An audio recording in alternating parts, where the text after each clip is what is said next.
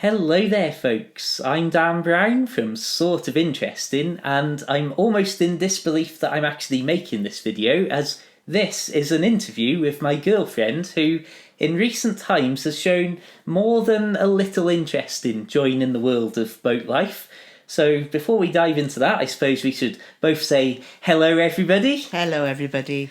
Now, given the nature of the internet, you've decided, wisely I think, that you'd like to stay pretty anonymous for the time being, so details and you appearing on screen may come in the future, but for now, I suppose I should open up by saying any initial thoughts about why you've become more interested in boat life as an option recently? Well, over recent years of visiting you on the boat, I've really enjoyed it, and obviously I haven't been able to sleep because of the electric issue, but it's something we've been looking into together, and I just think it would be something new. You only live once, and I'm willing to give up this big house. It's just stuff. I'll give it all up, and we'll start a new life. Well, if that doesn't sound like a lot of pressure on my shoulders all of a sudden, my friends.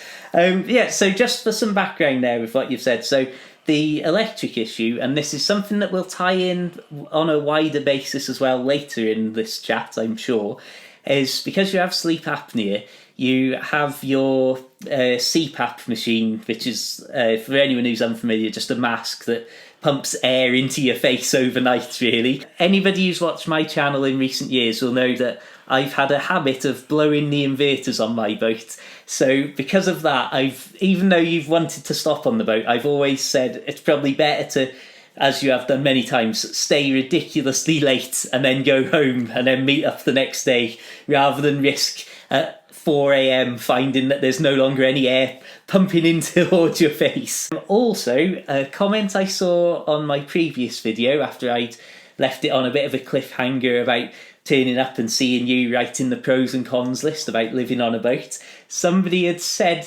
a line which I think you'll find amusing, of basically questioning how it'd work and how would we have kids and raise kids on a boat and so on. Now, anybody who knows me will know that that's never really been anything I've been interested in. And for anyone who's unfamiliar, you're a little bit older than me, I think it's fair to say. So you've already had your children and they've grown up and fled the nest, and I started young, what can I say? So that sort of thing, that's one of the things we wouldn't have to be concerned about is, what if we have triplets and all of that sort of stuff. And I know I'm going to do a lot of talking as I set this video up, but I promise we're going to hear a lot more from my good lady here. A few things that I'm more concerned about at the minute. I'm worried that people will think that I am putting this on you, and I'm worried that your family will be like, oh, Dan's trying to get her to go on a boat with him and stuff. Whereas I was thinking, I've got to find myself a new little boat and all the rest of it. And now you've, well, I'll be honest, thrown a spanner in the works. Just as the boat's ready to sell, looks like I might end up having two boats on my hands. From my view, I feel like you're looking at it in terms of the boat itself and how you want it set up, the things on it, as that being the centre to making it work. Whereas from my experience over 10 years on boats, I personally feel that it's the lifestyle that would potentially be the bigger issue, or the bigger make or break thing would be actually getting to grips with living on the boat. But first, we'll head over to your section, which is the boat itself. And what do you envision, like, as you look around my boat now, and just for argument's sake, say that we lived on that, what needs to change? How does it need to fit in with what you would want? It needs to be more homely, for a start. It needs to have some creature comforts for me. So I'd like to have a sofa made and really comfortable, like L-shaped sofa. I want to put some curtains on the windows, and a bit more colour on the walls. Just those little things, and carpets on the floor to make it feel warm. I wouldn't change it loads and loads. It's just those little touches for me that would make so much of a difference. Yeah, and obviously my sort of more rough and ready approach to, and minimalism. Minimalism is, yeah. Those are very straightforward things to sort, really. Yeah. Jump in at any point or correct me if you think I'm completely off the mark here. But I'd say the biggest things I think would be maybe the things that you don't see but are also still things on a boat. So that would be things like getting more leisure batteries so that... Yeah, that's a definite with the electricity, because obviously I want to be able to run a fridge. I want to be able to run my machine at night and watch telly at night and charge our phones and the silly little things that you take for granted when you live in a house. I've seen all that. I've seen all the problems you've had, so I would want to be prepared before I moved onto a boat. It's something that it would be easily enough solved, but more expensive. I think once the batteries go in, I'd have to get a proper inverter that isn't just a random cheap version of a good one. And also, I think solar panels would finally be an absolute necessity. And I think even some of those really big high capacity portable batteries would be handy too, just again for that extreme emergency backup. So there's no worries about going to sleep one night and waking up going... Other things that I would say, something like you've always said about the bathroom, because I have my portable toilet in there, as well as the pump out toilet that I never use, because basically I'm scared of it because all of that storage goes under the bed, which doesn't fill me with joy. I know that you'd like the bathroom to be a bit more open, because obviously it was never designed. I mean, there's very few narrowboats that were ever intended to have 2 toilets on board. Maybe 2 sinks, his and hers, but never 2 toilets. Yeah, but apart from that, I think a lot of it, like when you first would visit the boat in the past, I felt that you were so focused on everything being a miniaturized version that you almost would overlook the fact that it's like, yeah, but we're also getting on fine with this. Like the little shower that's maybe, I don't know, a third to half the size of what you'd expect a normal shower cubicle to be, and things like that they're a bit of a shock to the system. Like, oh, that's small. But you get used to them, don't you? You know, when I first saw it a couple of years ago, I thought, I'm walking like a crab sideways around the place. But I've got used to all that, and I really think we could make it work quite easily, to be honest. Again, that's the pressure piling up on my shoulders. You can always put a tent on the roof, can't you? Oh yeah, well, this is a good moment to mention in terms of the living space and things like that. Now, anybody who watched my videos many years ago will know that towards the end of my life on Tilly, because that was such a tiny boat, I was considering actually getting a second boat so that it would be like the day and night boat, where one would be the living quarters, the other would be the bedroom and whatever else. As you know, I have terrible trouble sleeping if there's any noise and stuff anyway. And with your sleep apnea, we often end up sleeping in different rooms if we go away on holiday and so on. And of course, there's the Charlie factor to mention. Now, I love Charlie, but my goodness me, that snoring is something else. I honestly, some of you out there may have seen or heard videos of Charlie the dog snoring. It's just he makes the walls shake, doesn't he? It's it's certainly something. There's no way I could sleep with him, and yet he has to be with you, otherwise, of course, he will not settle. No. So I think I could quite happily say, well, let's look for another little boat like Tilly, or even smaller than that, but just one that doesn't have a lot of outdoor space wasted like Tilly did. So when I lived on Tilly, there was 15 foot of indoor space, 15 foot of outdoor. And I honestly think if you picked up maybe up to a 25 foot boat with a traditional stern so that you kept a lot more space indoors. My previous boat had that 15 foot separated into a bathroom, wet room, shower, the bedroom / living room, miniature kitchen, and my little desk on the top corner.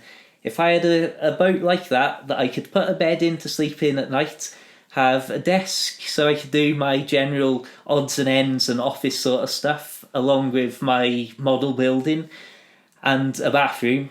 Don't need the kitchen, do you? Yes, that would be ideal. And then I'd just tootle across in the evening.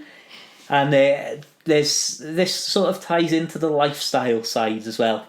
And I do apologise if I'm talking a lot. Like I say, no, please I'm used to you talking a lot. Jump it. Oh, that's upsetting. I see. Remember, I can edit this out.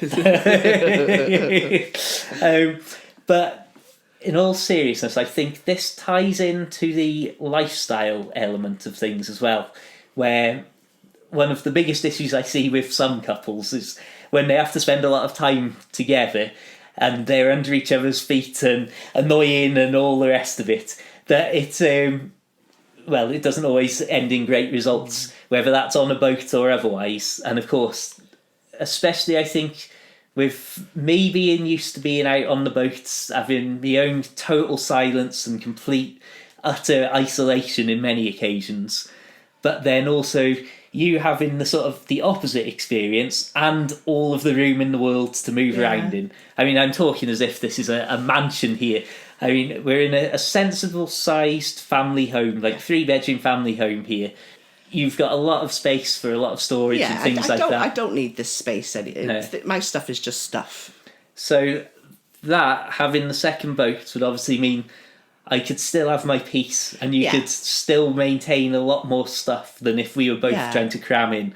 Plus, I'd love to have a little boat like Tilly again. I mean, I've always loved the idea of zipping about and being able to literally hop out of the boat and spin her around in the stretches of Canal without having to go to the turning points. And that obviously opens up a lot more options for running up to Tesco's in Ellesmere and so on, and then coming back to the main boat. And of course, being able to repeat that throughout the Canal network.